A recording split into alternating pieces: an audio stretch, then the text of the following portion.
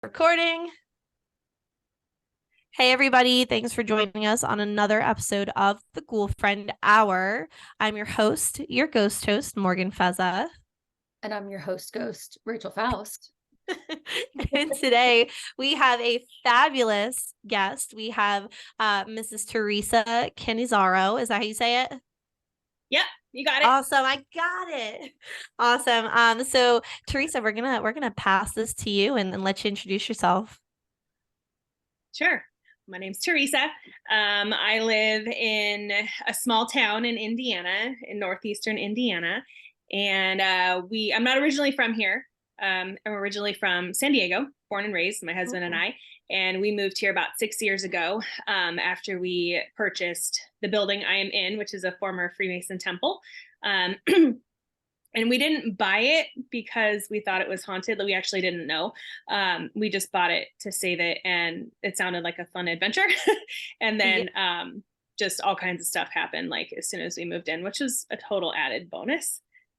Yeah, I mean, that's so much fun, especially so before I kind of say given your background, I want to talk a little bit about how you got into taps and what was that early life like for you? Were you always interested in the paranormal? How did you get into this field? Yeah, so a lot of people like get into the paranormal because they've had an experience like as a kid. I did not have any experiences growing up.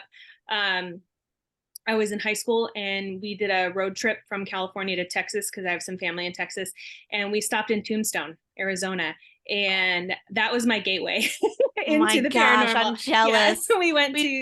Yeah, we went to the bird cage and and saw all of that, and then I was pretty much hooked. But I was also kind of terrified. So, once I was in college, I started really wanting to learn more. I mean, I was still kind of nervous about it, but I joined like a meetup group that was local to San Diego and just started learning and meeting people. And then we started, and like a couple girlfriends and we started just investigating. We didn't really know what we were doing. Like, I think we bought a K2 meter and we had a recorder. And back then they were with the tapes because I'm old. And so then I just started kind of snowballing from there, and joined a couple different teams out there. And then I was pretty established in a team, and I kind of went with another team too. And then we put together a maritime ghost conference in the San Diego Harbor a while back, and we led an investigation on one of the steamboats in the bay there that night. And I didn't know this at the time, but there were some people from TAPS there to investigate that night. And so I was kind of like scouted, for lack of a better term. And I just really hit it off with them. And so they are from a TAPS family team. And I didn't even really know TAPS family teams existed at that time. And, now I know all about it because I joined their team. But basically how it works is the main TAPS headquarters in Rhode Island, where the Ghost Hunters TV show and all that was started a very, very long time ago. They get hundreds of investigation requests. And so they created these family teams. We're international now, but they have, it's about one team per state. Some of the bigger states like California has a couple, but for the most part, there's just one team per state. And, so it's quite the application process for a team to get into TAPS. You have to be vetted, yearly background checks, like all kinds of stuff, because they want to make sure you're not just whatever.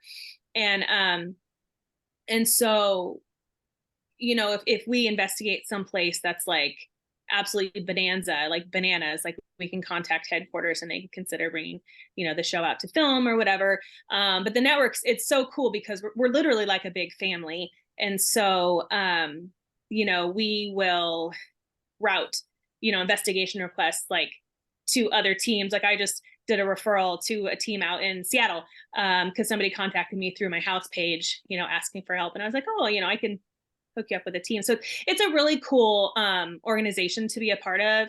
And Jason and Sherry and Tangle and all of them, they're just the most amazing, kind, like humans like you'll ever meet. So yeah, so that's kind of how I got involved with TAPS. And then when I moved from California to Indiana, I was like, oh, because there was no TAPS team in Indiana. And I was like, okay, what am I going to do? So and from the day, like even before we moved in, I had people contacting me. Is it haunted? Can my team come check it out? And I was like, dude, like this is our house. Like give us 5 minutes. Like, and just so, let us get the moving boxes in and settle just a little bit. Just a little bit. Yeah. So I had let one team come in and investigate so to back up a little bit, and I'm kind of jumping all over the place, but our building, so after we were out in Indiana for a family reunion, because I have like distant cousins that live kind of in this area, well, about an hour away. Okay. And so we were just driving around for fun, looking at properties, and we had thought about leaving California. This was in 2016. But we weren't sure where we wanted to go. And we were just driving around because everything out here was so cheap. Like everything was so cheap compared to California. And we just literally happened to drive by this building and it had a for sale sign out front. That's how we found it. Like we weren't looking for it. We didn't want a big giant building. We wanted like land. We have an acre, but we're in the middle of town. And so I was going to say, you guys are pretty dead center there. Yeah, we're right in the middle of town. Did you have I don't know, I know as somebody, and Rachel, jump in if you feel the same way, but when you're house hunting, or even if you're not really looking, we weren't looking for our house and we had looked at a bunch of other houses, this just kind of fell in our lap. I feel like when that happens, it's almost funny the way that there's a magnetic pull to it and you're like, okay, this is the one. There's something about it. So when you guys first laid eyes on this building, I've seen your kind of befores and afters and you're like, oh, what a difference, such and such a time makes. And it's so crazy because to see the start point and what you guys initially saw, was there a magnetic pull? What was it that you were like, this is the place? So we were driving around town and we had the the realtor.com app on our phone, just looking at stuff, because there was a house down the street that was for sale for $10,000.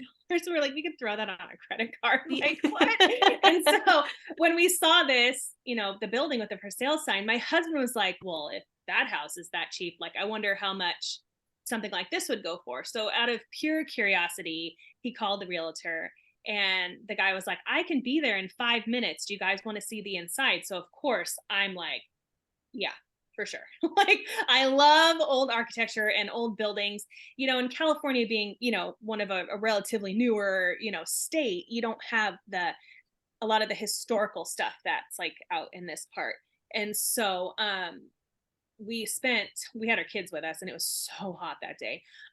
We spent 2.5 hours inside the building. It's 20,000 square feet. So it's quite large. It's big. It's huge. It's 4 stories in a basement. And we spent so much time inside just walking around and we just absolutely fell in love with it. We were like, we could do so much with this. And then we were like, okay, so we left and we're like, this is crazy. This is not what we want to do. We don't want to have this giant building to renovate. This is not what we wanted. We wanted a farm with chickens and goats and whatever. And so we thanked the realtor and we were like, you know what, it's really not, what we're looking for, but we appreciate. He was like, yeah, no problem. And then for the next 2 weeks, we'd gone back to San Diego, went on with our lives. We just kept what if? And so we started researching. We're like, okay, if maybe we would consider something like this, what would the property taxes be? What would utilities be for 20,000 square feet? What is it zoned, commercial, residential, whatever. And everything worked out. And so we're like, okay, this is totally doable. It has the potential to run a business. It was zoned residential, but classified commercial. So we were able to, once we purchased it, we were able to flip it to residential, but R2, so we can run a business. And so we could do all the work ourselves, basically. So we thought about it and we're like, okay. So we had a conversation with our kids. We have 3 kids. And at the time, our youngest was 3, she didn't care. But our oldest was 8. No, 10. He was almost 10. And we're like, okay, this is not what, we had envisioned, but what do you guys think? We know you're young, but, we wanted them to, have a say. And they're like, that's the coolest house we've ever seen. Can we please move there? So we were like, I okay, love so it. yeah, so we, put in a cash offer, and they accepted. We paid $89,000 for this building. Wow. Yeah, it was so cheap. It was so cheap. And so after we closed escrow, my husband and I flew out here, just the two of us, for a weekend, to figure out, because this was October of 2016. And so I said, okay, well, we still had to sell our house in San Diego. Like, this all happened so fast. And we still had to sell our house in San Diego. And I didn't want, as somebody who grew up surfing and at the beach and never experienced, or like, I went skiing and stuff, but I'd never driven in snow. Like, I didn't want my first season here to be winter, because then I'd be Yeah. jaded forever. Like, I was convinced, I was terrified. And so we said, okay, well, we'll wait till the spring. And so we figured, okay, we're going to have to come out here and figure out how to winterize this place. And it was hilarious because we didn't know what we were doing. But the two of us flew out here in October, and, we did our best. But the very first night the two of us slept in this building, we had activity. Like, and my husband is so like not into like, he's not into ghost hunting. He's like, you know what, if it exists, just leave it alone. There's no need to like bother it. And I'm like, that's cool. Like, that's fine. You can hang out with the kids while I go ghost hunt. But so we slept in what is now our master bedroom. It was formerly like a woman's changing room. And we had bought an air mattress and some sheets and stuff, and we were sleeping, and like we heard I heard footsteps going up and down, like boot steps going up and down the main stairwell. My husband woke up to the sound. He heard like whistling, and because he woke me up, he's like, are you whistling in your sleep? And I was like, no. And like, the thing with the building is it's deafeningly silent at night, because the walls are 18 inches thick, whether it's like stone, steel, and brick. Like, that's what this thing is built out of. And so it was so quiet, like we couldn't sleep. It's like, it's so quiet, like hurts your ears. So we went out the next morning to the Walmart here in town and bought a couple fans, because we're like, we are not going to sleep if we don't have a noisemaker. And now, like, even we all sleep. Our kids the kids have all had experiences. We all sleep with noisemakers at night, because otherwise, like, you're going to play the game of, is it a heater making, or an air conditioner? Is it the building settling, or is it a ghost? You'll play that game all night, because you're like, what is the sound? Like, name that sound, figure it out. So yeah, so we all sleep with noisemakers. Oh my gosh. So me and Rachel had just recently done a an episode on the kids and the paranormal. So I'm always super intrigued, because kids say the darndest things. They are super sensitive. It's just the experiences that come from them and from what they must see from their perspective, it must be nuts. So I have to ask, when it comes to your kids, I mean, how are they handling those experiences? What were some of the experiences that they've had? And is it something that they're able to kind of like, okay, I have this experience and move past? Or is it something that like you kind of had to work with them on to like get past like maybe some fear and anxiety? Yeah, I mean, there's never been, I mean, they grew up with me as their mom. I've been doing the ghost hunting for over 20 years. And so, I exposed them to, the thought of it, long before we moved here. And they're not afraid. Even my daughter, who is 9, I mean, she was 4 when we moved here. And, she talked about, she said something about there was an old man here or something. And, my oldest, who's now 16, he is really into it. He has experiences all the time. And my middle son, he's kind of like my husband, where he's like, yeah, whatever, just leave him alone, like whatever. Now my middle son, he's 14, and sometimes like he doesn't want to go up to the 3rd floor by himself, but usually he's okay. Like, my daughter's fearless, she'll go wherever, she doesn't care. And my oldest, same thing, he's not scared. But I've really taken a lot of time to like educate them, and just kind of be like, okay, like, it's okay to talk about it. It's okay to tell whatever's there, like, stop, go away. Because like what we have here, it's nothing negative. If I walked in, I've done this so long, if I would have walked into this building and been like, ugh, when you walk into a place, you're like, ew, never would have bought it. Like, no matter how beautiful it is. But there's nothing negative here. It's very curious. It's very playful. you know, we'll get stuff moved. I throw my cord here. I talk with my hands a lot. You know, stuff will get moved or thrown, or, you know, we do have poltergeist activity here, but it's very playful. It's not negative. Like, you know, there was one time that I had a grumpy spirit that decided, because it was funny, because it was when my husband, he's a truck driver and he owns his own business, and so he was working nights for a little while just because it was easier. And I had a black shadow figure in my room like almost every night for a month, and it was really starting to like make me angry, because I was like, go away, like let me sleep, because that's my rule for me and my kids. I'm like, I always tell our ghosts, I'm like, you can live here, we can coexist, that's fine, but you cannot mess with us while we're sleeping. That is a hard line for me. Like, Yeah. let us sleep. You gotta have boundaries, just like with humans. Yeah, yeah. And so for the most part, I mean, they're pretty good, and that whatever that was just kind of took off. And you know, there's been no deaths reported on the property here, or like our parking lot next to the building, our front parking. We have a back parking lot too, but the front parking lot, there was a house there, and I'm not sure how long there was a house there, but when it went for sale, like the Freemasons bought it and then bulldozed it for the parking lot. Same thing. There was a house behind where back parking lot is now. But there's been no deaths reported, and you know, that's not necessary for a haunting. I think it's just a place that so many people, you know, men specifically, love to come. Like, we knew, like, I don't really feel like he's here anymore, but the former caretaker of this building, Ernie Greider, he hung around a lot when we first moved in, and we actually met his family. He died when he was like, gosh, he was like 104, I think. He was like over 100. Oh my goodness, God bless him. But yeah, he was very active in the community. He was the fire marshal, and he was a Freemason for like 60, 70 years.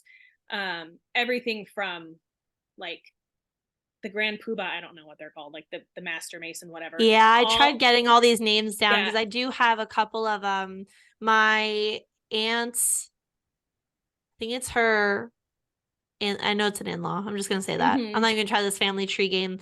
It's her in-law. We just call him Uncle Wayne.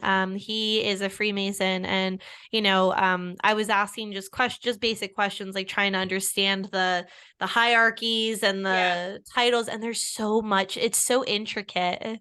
Yeah. So he did, you know, everything, and he was most importantly, like, I guess what he loved doing the most was he was like the groundskeeper of the building. And so we felt like, and after talking to his family, because I asked them, because somebody reached out to me and said, oh yeah, my, you know, before we ever knew who he was, they're like, yeah, my uncle or my great uncle was, you know, the caretaker of the building for a long time. And I emailed her back and I said, hey, I said, did he like to whistle? And did he wear like a big thing of janitor's keys? Because we would hear that in the basement.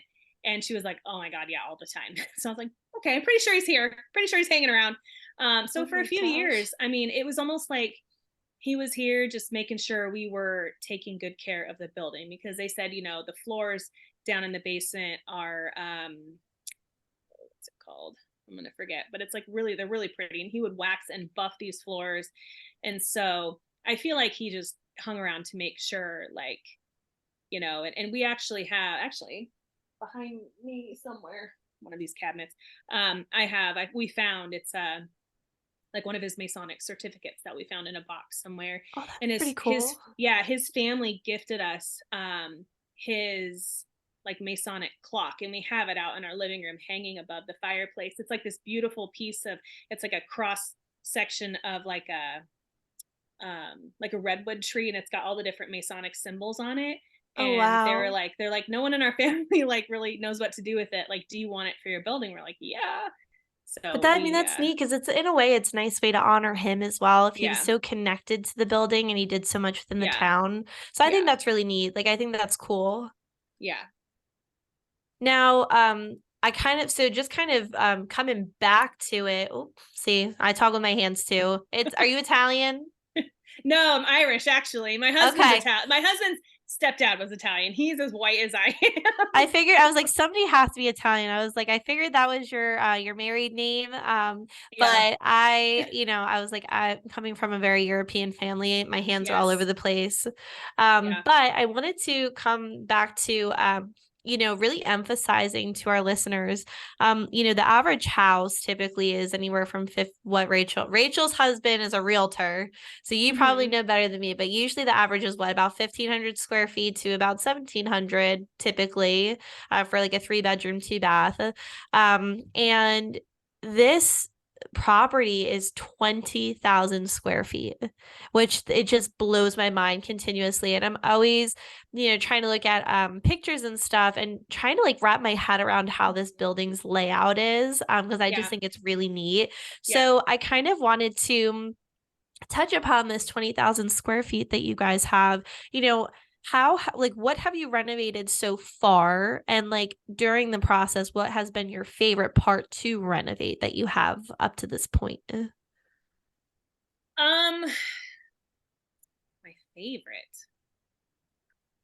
Probably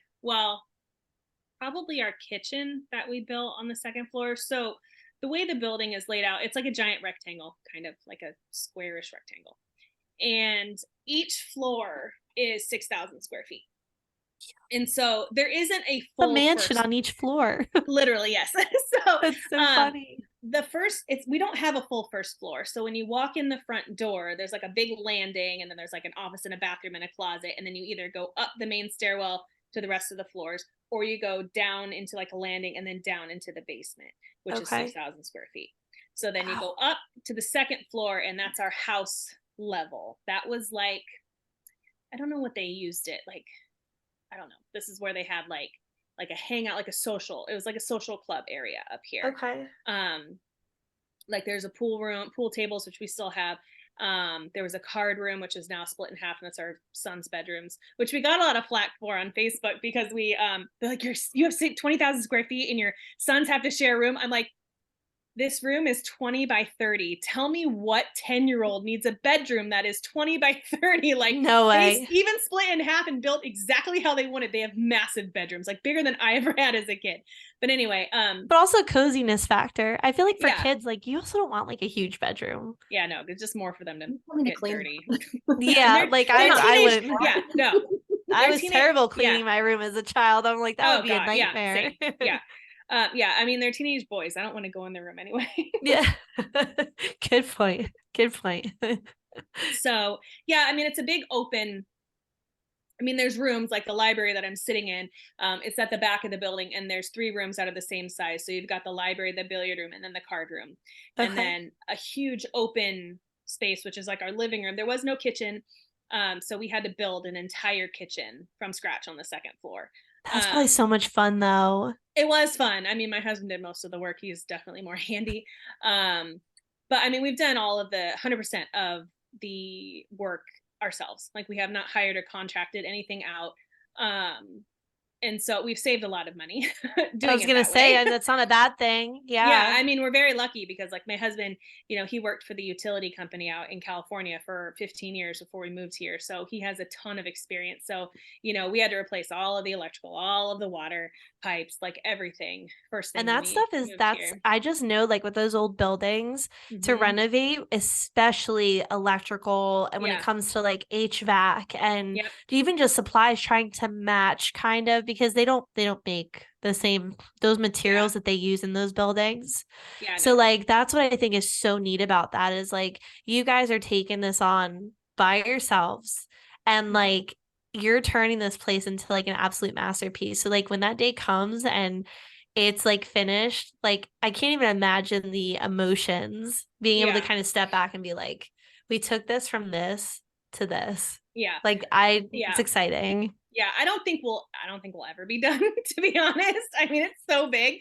Like our very first project when we moved here, there's I gotta count because we added a bathroom since we've moved here. 1, 2, 3, 4, 5. So there were 6 bathrooms. Now there's 7, but there were 6 bathrooms when we moved in, but there was no shower anywhere in the building. So that was yeah. I mean, it was never lived in. Like nobody ever stayed the night here. I don't know. I just thought maybe like, I guess a club, like if it was like a social club, I don't know. I just always feel like there's got to be a shower somewhere. Yeah. I mean, some of the bathrooms had stalls in them, but there was no shower, and these huge, like old ceramic urinals, like, ugh. but we've taken some of those out. But Good choice. yeah, so I mean, there was no shower, and so for the first month we lived here, that was priority number one, was renovating a bathroom and putting a shower in, and we did that very quickly. But for the first like 2 weeks we lived here, maybe only a week, our neighbor that used to live behind us used to be the CEO of the YMCA here in town, so he gifted us a family membership so we could go shower at the Y every day until we could get one built. But after a while you're like, oh, like we all got to go over every single night. And so we ended up putting a like a camping shower tent down in the boiler room, which sits lower than the basement, and we attached a hose to one of the water heaters so we would have hot water in the shower tent. It was so funny. Like we found That's pretty neat though. Yeah, That's nifty. yeah, it was it was all part of the adventure. And like we found some old like fake trees, and so just to be funny, we stuck them like around the tent, so it was like we were camping and not like in a creepy boiler room that was like really scary and full of spiders. So, I love that though. It's so innovative. Yeah, it was just motivation to get the bathroom done faster so we could shower on the second floor, because it's a very cold walk going from the boiler room across the building up a bunch of stairs to the second floor when you've just gotten out of the shower. Yeah, I didn't even think about that. That's so funny. Yeah. Because I mean, you think about it, you shower, walk down the hall, go to your bedroom, or if it's in your bedroom. Yeah. That's like, that's a workout from the shower to like where you gotta go. Yeah. Oh my gosh. Do you have That's any so like family members or people like, friends that were like, are you guys really doing this? Like, were people like supportive of it, or was it like you guys are crazy? A little bit of both. Okay. It all happened so fast, and we shocked everyone. Like no one saw it coming. We didn't even see it coming. I mean, it just kind of all happened and the stars aligned, and it just, we told obviously, our families first, and then I took my best friends. We went out at one night, and I was like, so I have something to tell you. It's like, we're moving to Indiana. And they're like, what? And I'm like, in like a few months. They were like, what? But I mean, everybody was really supportive. And I think, just the allure of it, I think made our transition so much easier, because so many people were curious, the whole like, secrecy of the Freemasons, and which, whatever. But, moving here and literally not knowing anyone in this town, I had started our Facebook page before we moved here, because I was posting pictures all the time on like my personal page, and they're like, you need to make like a separate page, and I was like, I don't know what I'm doing. And so I finally did, and then it just kind of snowballed and snowballed and snowballed. And so when we moved here, like people already knew who we were, and we got recognized everywhere, even in like a couple cities over, which was super weird because I'm like, this is strange, but it's a small town. Ask you about like the community there, like I mean, we went from a city of 3.5 million people to a city of 17,000 people, so everybody knows who we are. And even still, like when I'm at work, I work at the hospital, and people are like, are you? And I'm like, yes. Like I don't even let them finish. I'm like, yep, that's me.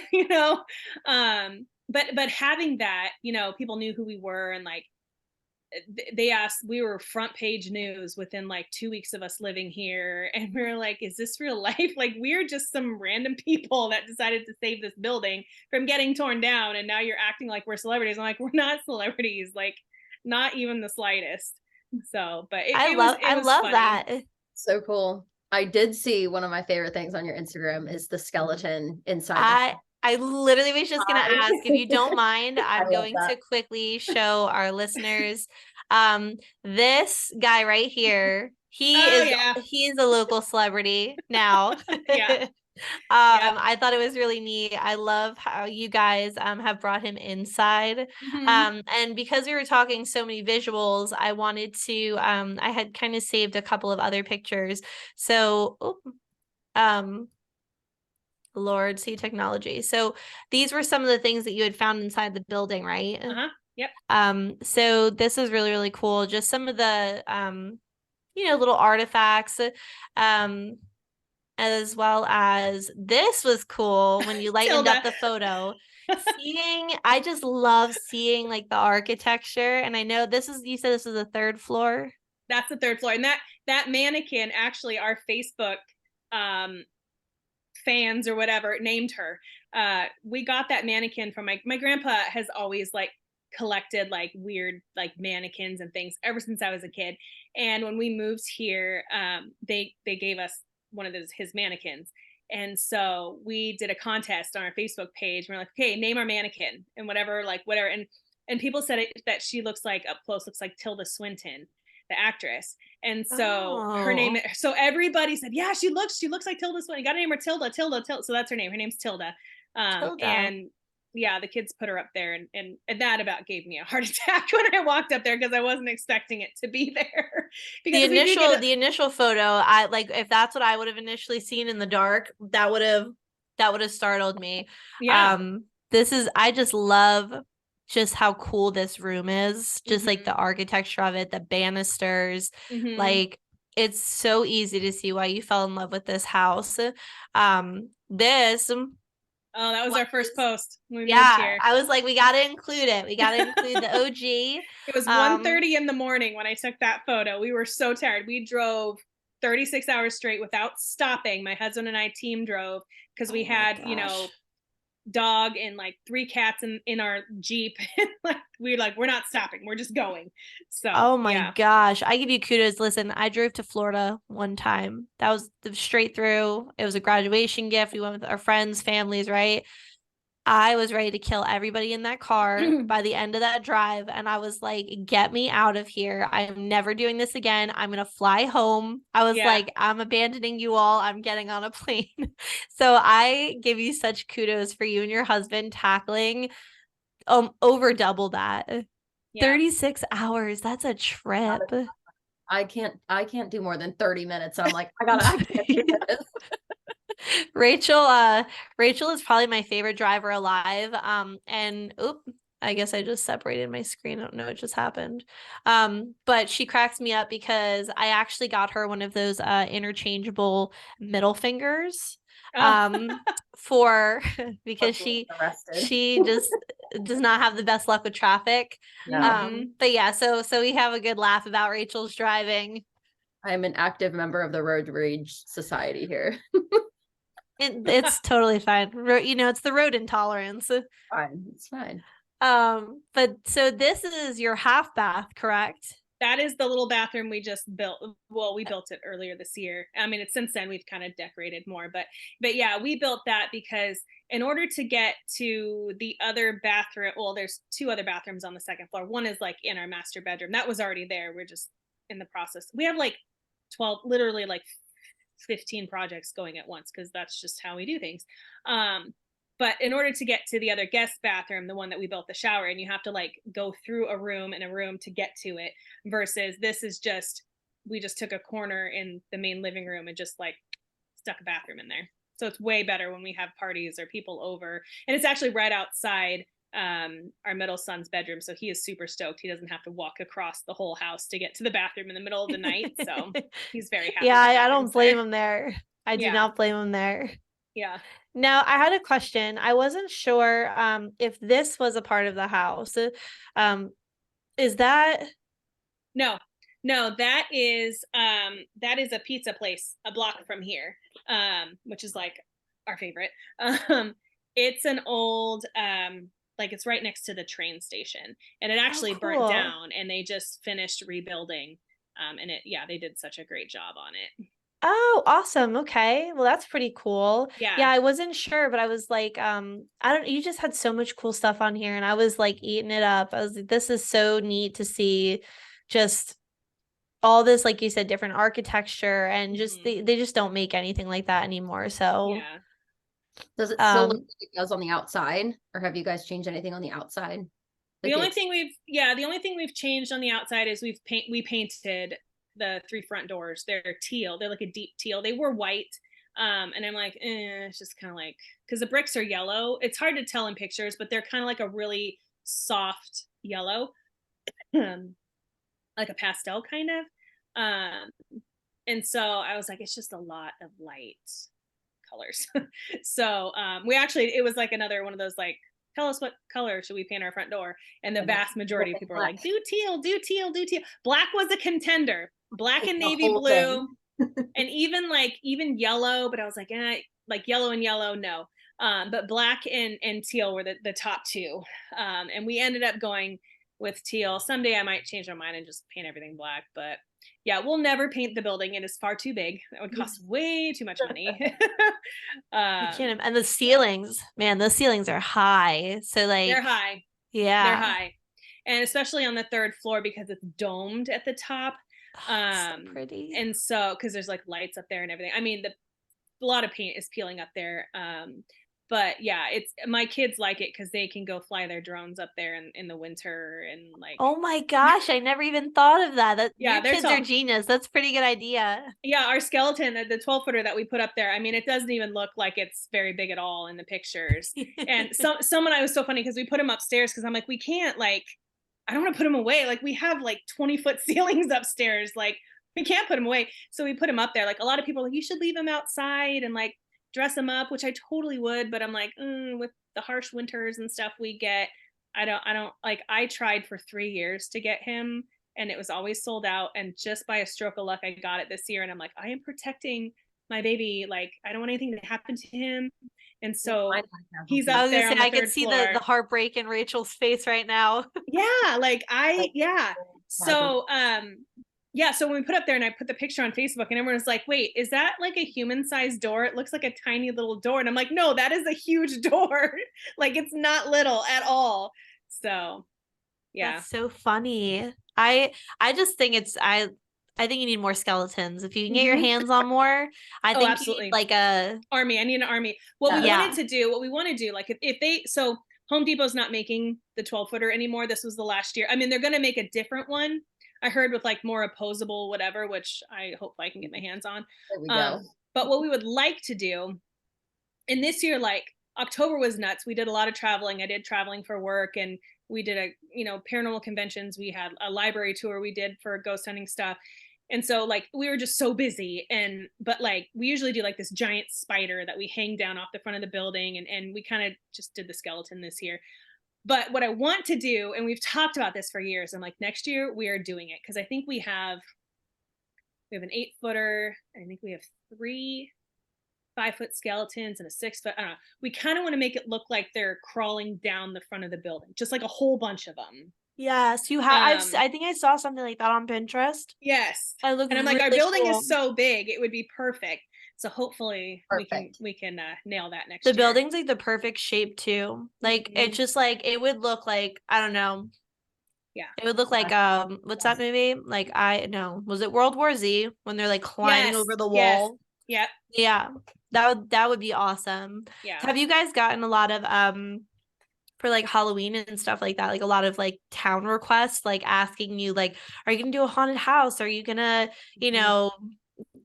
do something like interactive, animated? Yeah, and this year was the first year since we've lived here that because we're very good friends with the mayor and his wife here in town, and they put together this Hauntington thing this year. And so they did a lot of different activities, and they had like a decorating contest. We didn't enter our house in the contest because we were gone so much and we didn't have time to like make it perfect. But I did for the very first time open up our house, really only the basement. That we did a ghost walk here in town, just talking about all the little haunted sites because there's a lot of them here in our little town. And the last stop, and we did the ghost walk for 2 nights, but I only let people come in Friday night because I wasn't there Saturday. We're at the paranormal convention. But I actually brought each group inside and let them kind of just like look down into the basement. I'm like, we're not going to all the floors. Like that's a liability issue and whatever.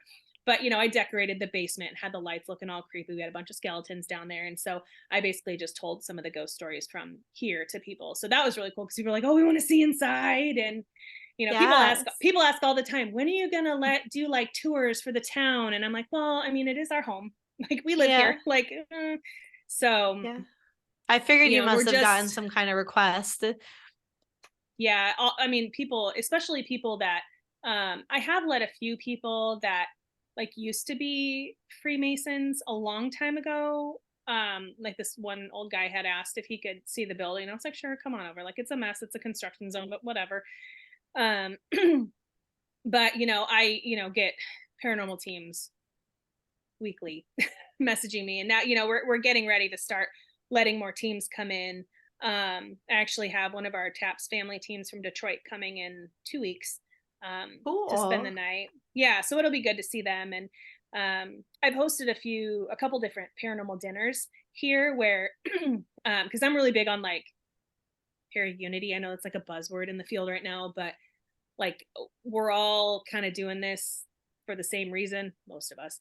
Um, But but it's needed. The camaraderie is definitely it needed because is, I do yeah. And feel like as it's growing larger, I mean, there's the so much drama in the paranormal so field, much. and it I is just like I see things and I ridiculous. can't follow it. Like it'll pop up Mhm. and it's like hashtag this and beef with this person. I'm like, Yeah. you guys, like you're Or all people, like you said, yeah, working towards the same goal. Like just yeah. help each other. Like And there, I don't yep, understand it. I don't. I mean, there's so many people that want to get famous doing this and they want to, which is fine. I mean, if that's your thing, like I'm in it and my team's in it for the research, Yeah. to try to further the understanding and to get rid of the taboo that surrounds it, and so that's why like I host these dinners and I invite all the, local teams. I think we had 5 teams come the first time and like 4 the second time, and we just hung out. I made tacos and then we went upstairs for a few hours and investigated, just a little like mini investigation, and we all had the best time. Rachel, we gotta So sign up. She said tacos. oh, I love Tacos and tacos. ghosts. Those are There we like the two go. fundamental groups of our survival pyramid, is what I'll call it. Yes. We thrive off Yes. caffeine, tacos, and ghosts. Yep. Yep. That's awesome though. Seriously though, if you're ever because me and Rachel are always looking for conventions for, more things to kind of educate ourselves on. If it's something that like we can sign up for and maybe partake in the future, I'd Yeah. love to be a part of that. Where are you guys at? Delaware. Good Oh, it's a old little, not too good old far. I mean, it's no. far, but We can make it work. We can make it Yeah. work. Don't worry, there's a Rachel. lot of there's I a can do lot the of driving. Drive. I can do yeah, the driving. there's a lot of really good, one thing, I investigated so many places in the West Coast and, California. I've done Alcatraz, I've done everything out there. And now moving this way, I'm like, there's so much more on this side of the country, because it's older and you have all these historic, like amazing places. So yeah, you'd hit a lot on your way. That would be amazing. We have such a bucket list going and like we're starting to like finally get organized Yeah. and like list our ideas and destinations. What's your number one bucket list location? It's so tough. I really want to see Waverly Hill. Is it Waverly Hills Sanatorium? I'll make sure I Yep. get that right. Because I That always think of was Wizards of Waverly Place, and that's what I want to say. And I'm like, it's that word association. I'm like, no, it's yeah. Waverly Hills. But yeah, that's on one of my bucket lists just because again, with the architecture and just the stories behind It's it, like stunning. I don't like and this is not to knock anything because I'm not trying to be that person, but I don't like locations that are super super hyped up because sometimes Yeah. it kind of makes you question the validity Yep. of how much of it is a like like influencer versus like Yep. true review. Yep. So I Waverly Hills, even though it's super popular, there is a lot of science and evidence based research that's Yep. been done there that has produced profound results. So Oh yeah. the architecture, the stories, what has gone on there. And after talking to Daryl Marston, who's a phenomenal person, and kind of just hearing about his experience there, kind of changed my perspective on Waverly. So I think that would probably be like my number one. What about you, Yeah. Rachel? Well, I've never been, but I would love to go to Salem. That's like my I bucket was list. just there in I want to June. go. Ah, I'm it like was so great. basic, but I've never been. It's so great. I was just there for the first time. We did this whole like Canada, Niagara Falls, Salem, New York, or Boston, New York, and then back because we have friends in New York, and I've always wanted to go to Salem, and so we spent a week there, and it was magical. Like as much as I would love to go in the fall, I don't know if I ever would because we went in the beginning of June and there was no one there. Like we went down, I have a picture of Essex Street and it is empty. We had the whole place to ourselves. We rented an Airbnb. It was a house built in 1730 and it was haunted. My son and I stayed up late one night and we had activity just just chilling in this old house, like, and it was awesome because I got to get together with Sherry Di Benedetti from Taps. We went and had drinks one night at the Hawthorne. So it was just, Hawthorne is gorgeous. Oh yeah. Yeah. So she and I, we were there for hours, just chit chatting and talking about stuff. And yeah, it was a life-changing trip for me to go to Salem, because I was like, oh, I mean, we just spent so much time in the cemeteries. But Waverly was my number one ever since I got into the paranormal. And you know, California is a long way away from it, but I actually went in August, and it was one of my favorite investigations I've ever done. Like my great grandfather was a patient at Waverly, and really? So yeah, so he didn't die there, which is interesting, because when he was there in the 1920s, that's when kind of the height, like so many people were dying at Waverly, and he was basically like, I'm out, because that's when people started going to Arizona, because they thought, you know, the drier climate, you know, would be better for TB, right? Yeah. Yep. And so he actually went out to Arizona, to Bisbee, Arizona. And that's where he ended up passing away. He was only 28. I don't know. He was young when he died. So I've always wanted to go, just because of that connection, and just because it's iconic. Like, and so we had the opportunity to go. We had a private overnight, and it was a full moon, which just was so cool, because it lit up the entire, like, the outdoor space where they would wheel the beds out. Like, it was like daylight in the middle of the night, and we just had so much activity that night. You know, and everywhere I went, I asked, did you know my great grandfather William Gerald Head? Do you know him? Did you see him? Do you know, whatever, every single place we went. And when we were reviewing our audio, Chuck, one of our other investigators on my team, he was like, well, I got your answer. It was at the bottom of the body chute of all places. I was like, because he and I, first thing we did was went all the way down the body chute, and that is so creepy.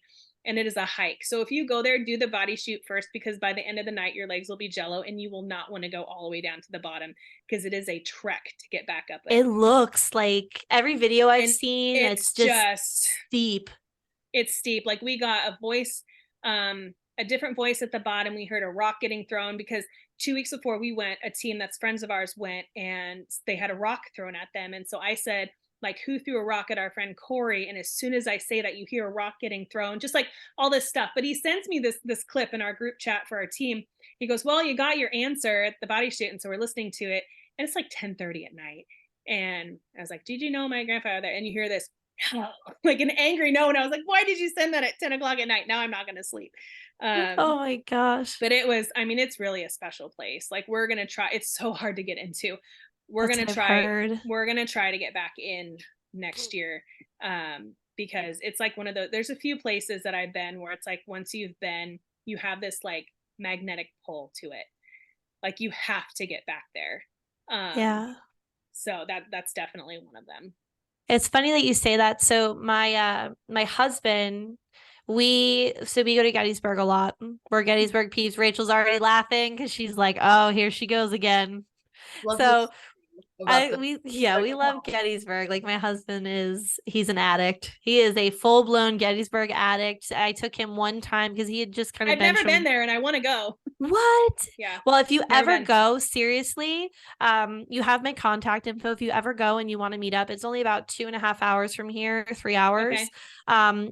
Like, when I tell you, you don't even have to pay for a tour. My husband, I don't know how he does it. He looks at the battlefields and he's like, this is where this regiment was, and this is who was on this side, and he can tell you everything. And when I tell you, like, we have hundreds of books because he's so ingrained in it. And he fell in love with it from like the minute, and he's like, we got to go back. And it was like, we were going at one point, like, every single weekend before we had my daughter. And then when I was on maternity leave, we literally were going just because, like, we just stay for a week. We just, like, you know, that we just would go all the time. And the more that I kind of started going there, I started to also feel that magnetic pull and the haunted history that's there. He goes for the history. I go for the haunted history. Yeah. And there's nothing like it, because I've been to a lot of places, and as somebody who's sensitive, like,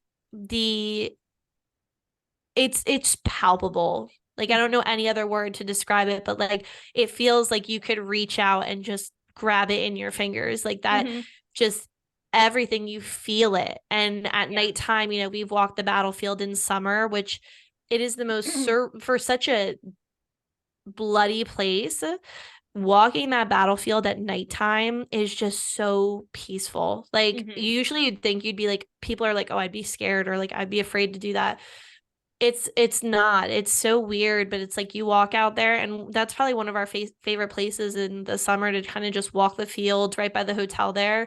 And it's so calming. Full moon, you know, sunset, you name it. It is so peaceful. So I highly recommend, if you got that magnetic pull from Waverly, just wait till you hit Gettysburg, because it is amazing. And I can't recommend it enough. And then definitely go to Mr. G's. They have the best ice cream. I'm going to give them a little shout out. But yeah, so that's good to know, though, that Waverly has that effect, because I do feel like there are some places that are just, they just are special. They're magical in their own way, you know, despite maybe some sordid history or but that's awesome. So tell us about what other places you have seen, and ones that you have loved, or maybe ones that you did not have the greatest experience at, with the entities there per se. So, I mean, I've never encountered anything demonic. We did encounter something very negative just this past weekend at Randolph County Infirmary. But gosh, some of my favorites, I mean, last year, we took our kids back to Ireland. It was our third trip there, and I knew, because I have family there, and so I knew I had to get to the Hellfire Club in Dublin, and so we did that, and I did a daytime investigation there. We were the only ones on the hill, because it's just a public, anybody can go to it. It's quite like a straight uphill hike to get to it, but once we got to it, that place is wild. I got to take that off my bucket list. I'm not fit enough for that. I mean, you can go slow. You can go slow. And I was like walking uphill backwards, like trying to like, my husband at one point was like pushing my butt up the hill. I would be like, I'd walk in there and be like, hey, have you guys ever thought of a ski lift? Like, just take me up and shoot me off the top. Yeah, that one was fun. Alcatraz, I've done that a couple times. That's phenomenal if you ever get there. I mean, a lot of places in Southern California, like the Whaley House in San Diego, that's like my old stomping grounds. We used to, many a nights. The Star of India ship will always be special to me in the San Diego harbor. Queen Mary. Oh my gosh. Okay, tell us about that. Queen Mary, I mean, you know, it's a hot spot place, and there's a lot of people say it's like, there's some times where you walk through a room and it's like a vortex, like it feels like you enter a completely different dimension. So tell us about your experiences there. Yeah, so one of my very good friends, paranormal friends, giving her a shout out, Nicole Strickland, she writes a lot of books about the Queen Mary, and she's on the ship all the time. Yeah, she has her own like podcast and everything. She is a great resource for anything you ever wanted to know about the hauntings of the Queen Mary. She's there all the time. But yeah, I mean, the last time I did it was probably 10 years ago. It's been a hot minute. But you know, it's literally like, okay, like the movie Titanic, when all of a sudden it's like they step back, like it shifts, and it's like you're back in time and you're seeing like all the old things. That's literally what you feel like. You feel like everything is going on around you as it did when the boat was sailing across, you know, the ocean. It really does. It's so bizarre. And we happened to be there on the anniversary of when the one guy was like smashed in the door. Forget his name, it's been so long. But yeah, we had a lot of activity in that one area, and then we realized it was like the anniversary of his death on that night, which is pretty cool. It was good timing. I mean, down, I think it's closed to the public now, but we got to go down to like the swimming pool. There was a little girl that drowned down there. We had a lot of activity. They don't let the public go down there anymore. And is it do like they just safety issue, or it's really like, even then, like they wouldn't let like people down there, but we got to go down there. And just like the ballrooms and just walking like the decks, you just feel it like around you. And we all stayed in different rooms overnight. I didn't have anything happen in my room. we did go, there was one room that we went in that they don't rent out because so many people complain. And we walked in that room, and I don't like to know a lot of history when I go into locations. I mean, it's kind of hard to avoid something as big as that. But like we walked into this one room and I was like, all of a sudden, like my stomach hurt and it was awful. And then we found out that somebody was killed. They were stabbed in the stomach in that room and they died. So it's like little things like that. Yeah. But I mean, for the most part, it's an active ship, and it's Oh. gorgeous. It's absolutely gorgeous. That's what I would love. I've seen I think one picture of one of the main ballroom. It's like one of the ones that's more like well known, I guess. Yeah. It was kind of gold in color. Yeah.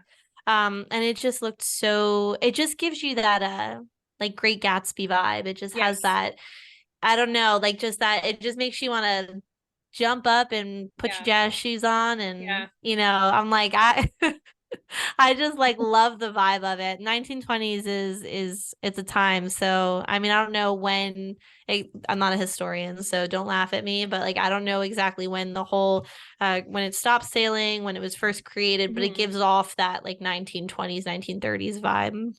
Yeah. That's really cool though. So what other so the infirmary.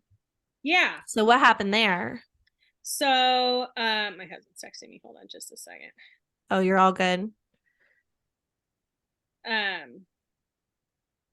So I've been there before, and I know the owner. He actually came to one of my paranormal dinners. And so when we went, it was 2 years ago. It was my first time there. My team has been there before. Um and so the first time we went, we had some activity. Like it was good activity. It wasn't like wow, like crazy, whatever. But when we went to bed, because usually like that one we stay overnight and then sleep for a few hours and then um drive home the next day. And so we investigated until probably 4 in the morning, and then we slept for a few hours. And while I was sleeping on in the parlor area. So I don't know if you're familiar with it. When you walk in, so it was a poor farm. It was built in it was the late 1800s as a poor farm for people who couldn't afford a place to live. So they would work the land there and then have a free place to stay. And then it kind of turned into where they would house like psychiatric people whose family couldn't take care of them and all this kind of stuff. But it was never like a negative place. Like they got 3 meals a day. Like it wasn't shut down for poor conditions or anything. It just kind of aged out basically. And so the first time we were there and I was sleeping in the parlor. So the front of the place, there's like it's like kind of like a 2-story house, and then it's built out the back with the rooms on either side, like the asylum or whatever. Okay. And I mean it's huge. This place is huge. And so we were sleeping in the parlor because that's the only part of the building that's heated. We also the last time we went was also in the winter. And so I was sleeping on this couch and I was violently woken up by something, felt like it reached over the back of the couch and yanked on my sleeping bag, like hard enough that it like startled me out of my sleep. And then I kind of like looked around and like because we all slept in different rooms, so no one was in the room with me. And I was like, huh, okay, well, we're not going to do that. And I like went back to sleep basically. So this time I was like, I'm sleeping on the same couch and we're going to have a camera on me. Nothing happened while I was sleeping. But so I like ever since then, I'm like, I need to get back there. Something about asylums and old hospitals. I'm a respiratory therapist by trade, so I work in a hospital. So naturally, like that's my jam. And so I've wanted to get back there, but we've just been so busy and we were able to book it for this past weekend. So we get there and we had, I mean, it was one of the most active nights of investigating I've ever had in my career. And that is like not even an understatement. But what was really interesting was every place we would go, every area we would go, we would set all of our equipment up, we would start a conversation, and we would like get activity right away. Very playful right away, almost like it was children, because there were children that would live there. And we would just get tons and tons of activity. And within about 10-15 minutes, it was like radio silence. Everything stopped. And you could just kind of feel the energy just shift. And so we would still stay and try to like, figure out what was going on. And then, okay, well, so after about an hour, we moved to a different area. Same exact thing. Very playful, tons of activity.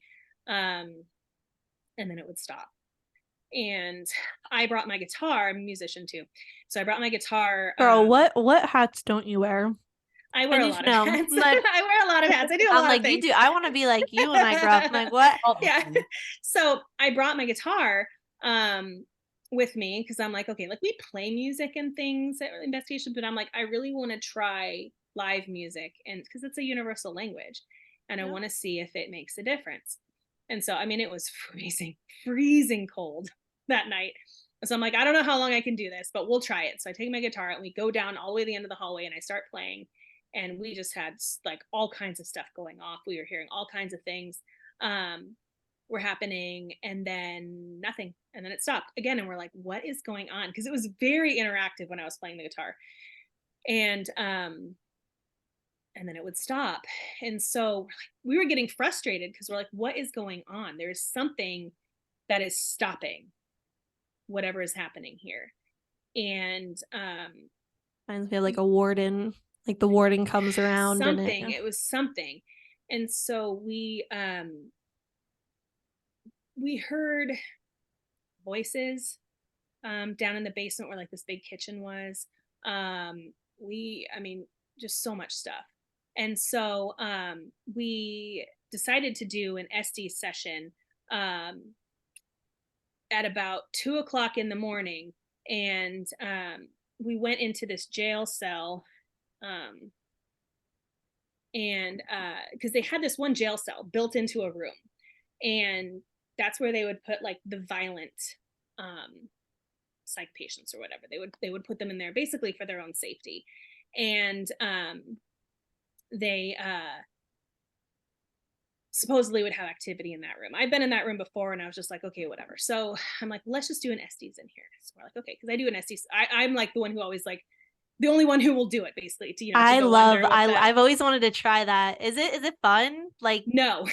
It's really not. I mean, it's fascinating because you basically your senses are so heightened because I wear my Bose like noise canceling headphones connected to the spirit box, blindfold, so all I hear is the very loud rapid cycling of the radio stations, and you have to kind of be able to distinguish what is actual radio noise and what is not, because you can kind of tell like what's coming through the radio, and so you kind of got to be able to figure out what's what.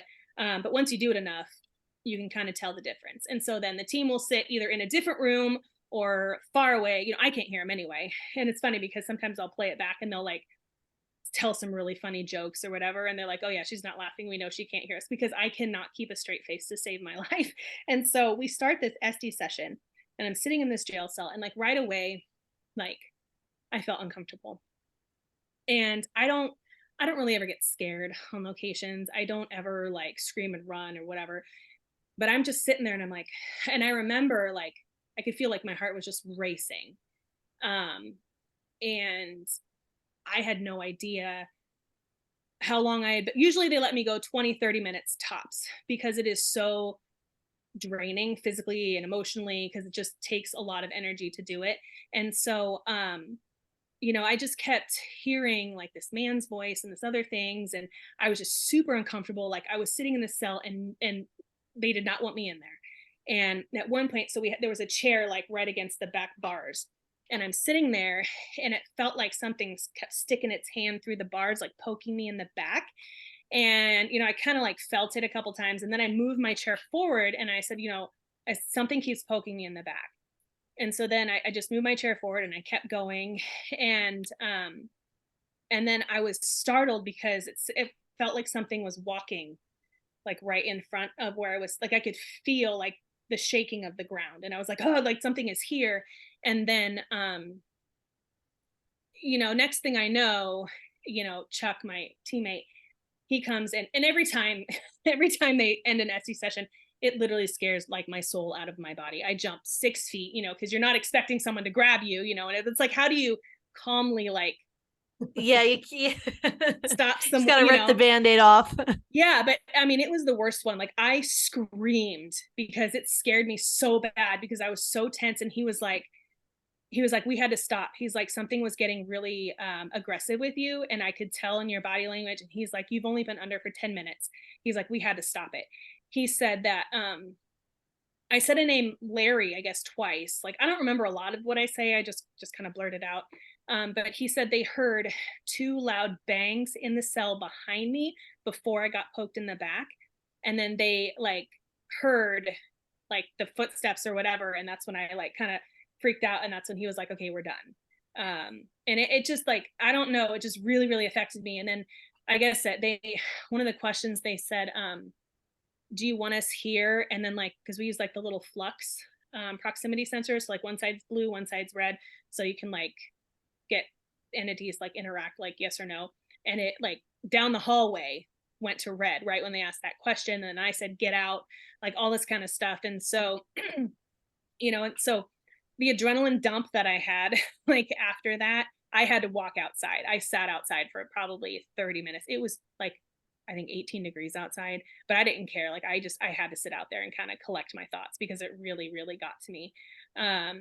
And then, which is not normal for me, but then we came back inside and then I was okay. And so we went down into the basement again. This was close to 4:00 in the morning. And we started hearing, well, Chuck, our teammate, which I was very excited for him. It was his very first shadow figure he's ever seen.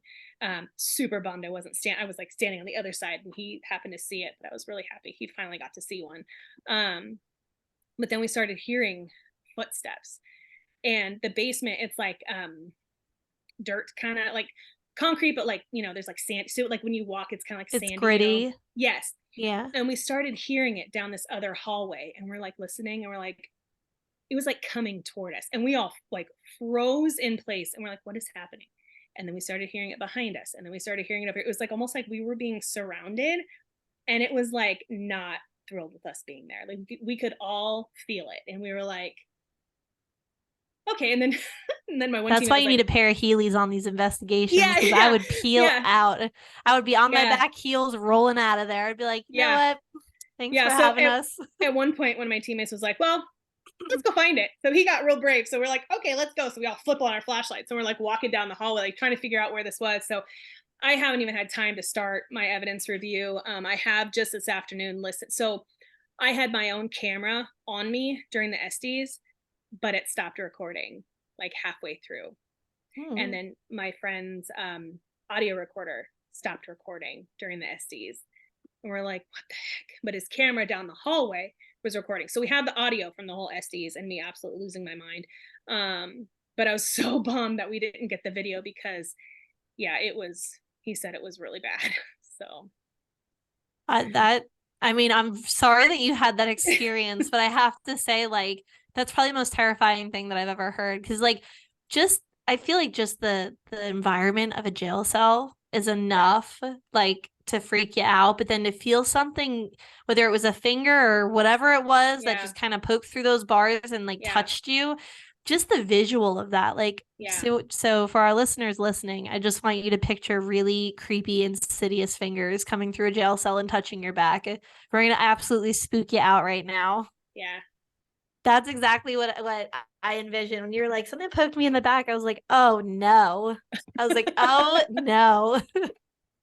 But that's wild. So I mean, have you ever, so the one question that I love to ask, because we've had a plethora of investigators on here, and I love hearing so many different perspectives and tales and things that have happened, experiences. Have you ever brought anything home with you?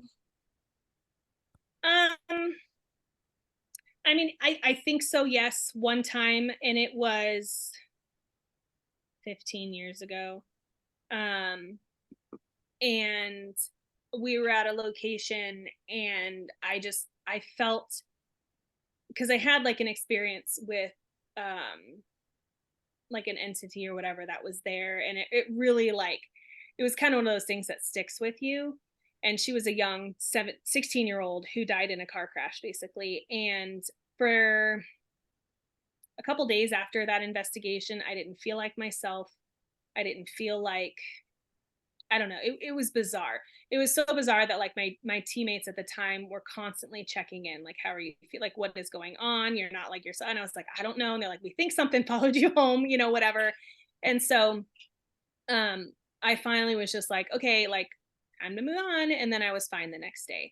But I haven't had anything where, you know, I've had like, you know, that I could really tell. Um, Yeah. Usually when I'm leaving a location, I'm like, cool, thanks for hanging out with us, but you know, you got to stay here. You can't come home with me, type thing.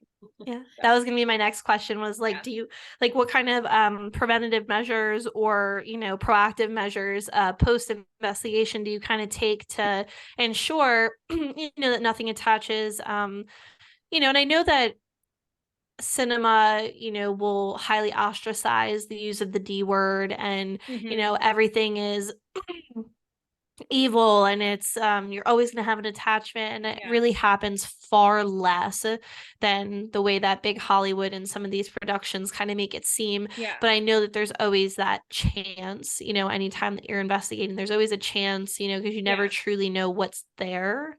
Yeah. So, you know, what do you do to kind of keep yourself safe pre and post investigation? I mean, I don't have any like specific things that I do. I just basically, I mean, I know my boundaries, and I just like basically just say like, hey, like, gotta stay here. Don't come home with me. Like, you're not allowed. Like, whatever. But Yeah. that's really all I do. I know, you know, some people will do a lot more, and that's fine. It's just not something that I have like a whole ritual or anything for. Yeah. Yeah. Now, just kind of getting like your opinion now that you you know, have been in this field for as long as you've had, and you've seen the things that you have, um what is your opinion on the afterlife? Like, do you have an opinion on that? Like, as far as um do you think that there's a reason why some places, for instance, like your new home, that there's residual energy there? You know, what are kind of your beliefs when it comes to the afterlife now that you've kind of seen firsthand some experiences, and, you know, like, what are your thoughts on that? So, I mean, I don't doubt that ghosts exist. I mean, Yeah. I tell people all the time, because there's, I mean, I, you know, where I live, you know, it's a pretty conservative area, and a pretty religious area. Shouldn't say conservative, but religious area. And you know, you do hit a lot of like, oh, that's not, you know, ghosts aren't real and this and that. And I'm like, okay, like, I'm not trying to get you to believe in anything. And I always tell people like, because I have friends like, well, I don't believe in that, but you know, this and that. And I said, that's okay. I said I didn't until I had my first experience too. So I mean, Yeah. it's kind of like, I mean, I don't, you know, there's this whole, some people are like, there's a difference between a ghost and a spirit and all this kind of stuff. I don't know. Um, Yeah. I just figure, you know, some people move on, some maybe are stuck here. I mean, maybe they just come back to visit. I don't really know, to be honest. It's not something that I spend a ton of time on. um, I'm more focused on how the science of it, if that makes sense. Yeah. I don't know if I'll ever have that answer in my lifetime. I don't think anyone has the answer. Yeah, it's and that's why I love asking that question, because you just get so many different perspectives, and there's so many different experiences that happen, and I think that's why it's so widely sought after, because like, until somebody has their first experience, and it could be something, you know, very minuscule, or then you have people that have these like super crazy experiences or haven't lived in an actively haunted home, and it's Yeah. like, you know, they're just trying to figure out like, how does this happen, why does this Yeah. happen, and how do we coexist, you know, respectfully. And so like, Mm-hmm. that was really one of the really like the founding ideals of creating this podcast was bringing that kind of education and those perspectives to the general public and young minds that are kind of looking to get into this field. So with that being said, I mean, if you had one piece of advice that you could give to kind of some young inquiring minds that want to get into investigative work, or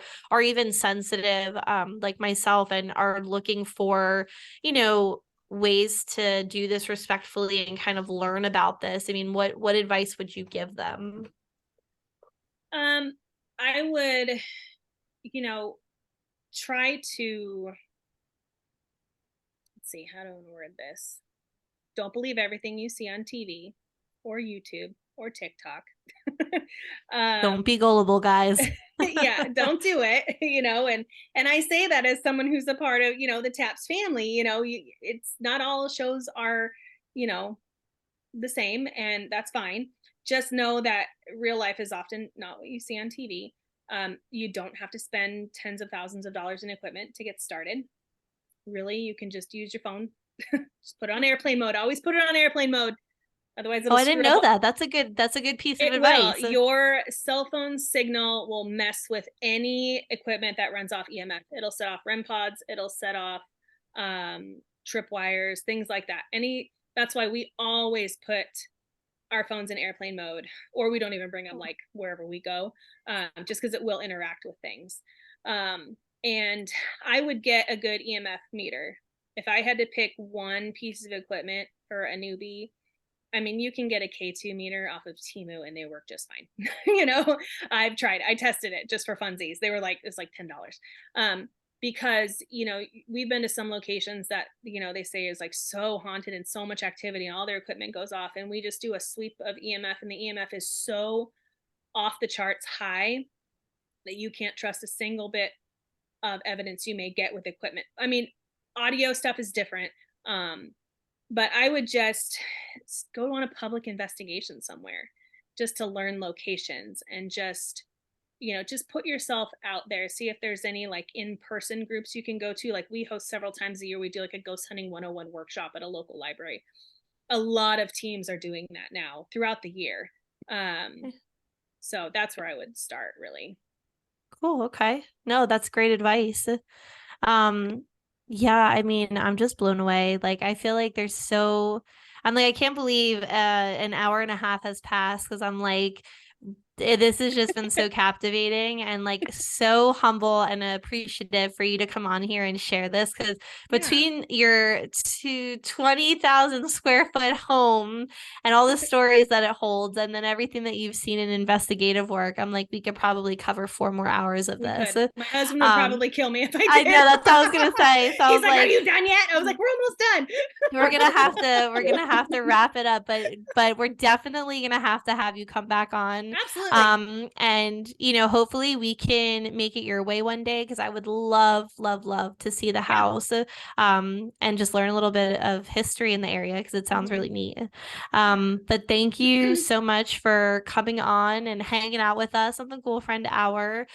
So one thing that we always close up with is we finish our sessions, we always say, let's get weird.